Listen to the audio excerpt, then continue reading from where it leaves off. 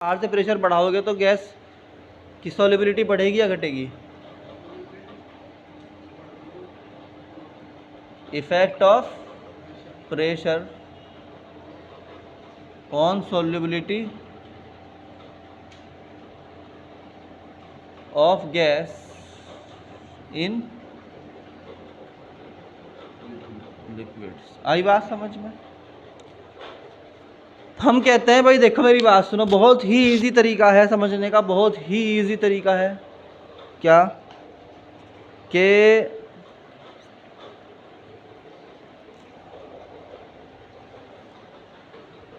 पता नहीं मार कर ये रहा, प्लस में डाल दो। देखो ध्यान से, effect of pressure on solubility of gas in liquids. मान लीजिए कि आपके पास ये एक लिक्विड का कंटेनर है और यहाँ पर तुमने लगा रखा है एक पिस्टन।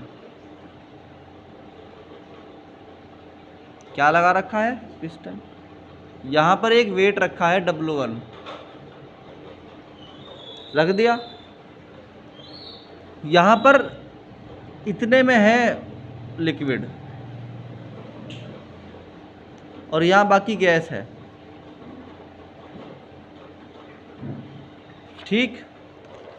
होता क्या है कि जब तुम एक कंटेनर को इस तरह रखते हो कि यहाँ तो हो गया लिक्विड, इसके ऊपर थोड़ी जगह में हो गया क्या? गैस, और उसके ऊपर रखा हुआ है वेट, ठीक।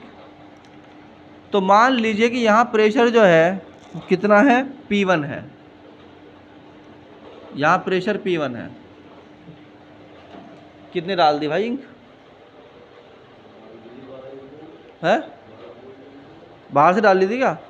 बाहर से डाल ली, अंदर ही खोल के डाल ली क्या इसको? इतनी सारी बाहर कैसे आई? हाँ तो है।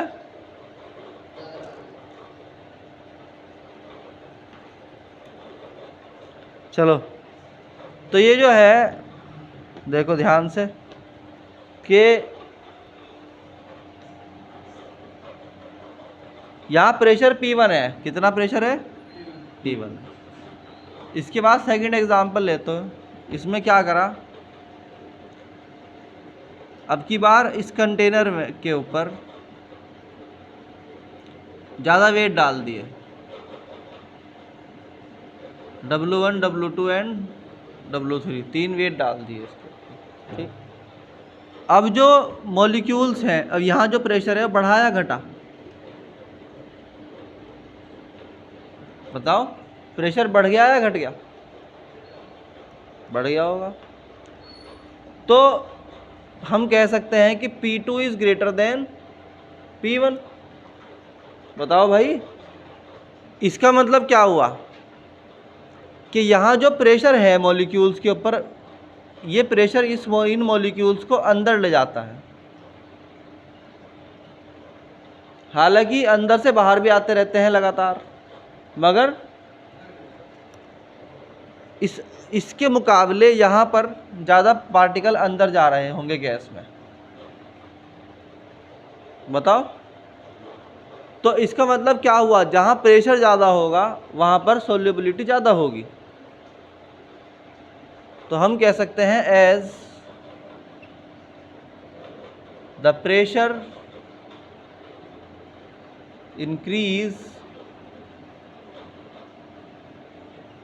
द सोल्युबिलिटी क्या होती है? ऑफ गैस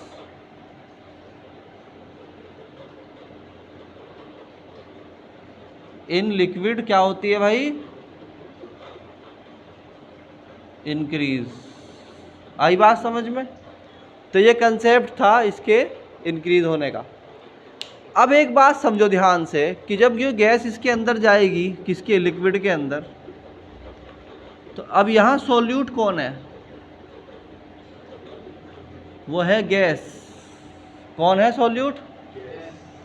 और यहाँ सोलवेंट कौन है? जल्दी बताओ। वो लिक्विड है। उनके मोल्स भी होंगे, मान लो N1 और N2 हैं, तो मोल फ्रैक्शन भी होंगे। तो मोल फ्रैक्शन ऑफ सोल्यूट कितना हो गया? N1 upon N1 plus N2। और सॉल्वेंट का कितना हो गया, N2/N1 + N2, इसे याद रखना, ठीक है। तो इसके बेस पर ही एक साइंटिस्ट था, उसने एक लॉ दिया, दैट वाज हेनरीज लॉ। क्या नाम था उसका, हेनरीज लॉ। हेनरीज लॉ समझाऊंगा मैं अब इसके बाद अगला।